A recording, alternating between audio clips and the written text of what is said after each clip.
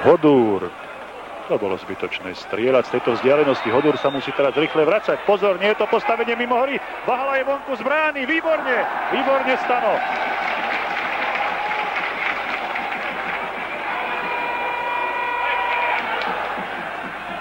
Šoltés.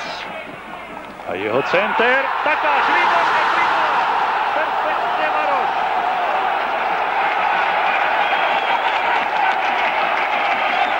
Marián Takáč dáva svoj druhý gól dnešného popoludnia.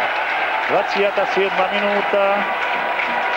Takto ušiel a odcentroval Šoltés. A Takáč ľavačkou zmenil smer lopty a nachytal na hruškách takého brankára, akým je 52-násobný švédsky reprezentant Thomas Ravelli, jeden z najlepších brankárov Škandinávie posledných rokov.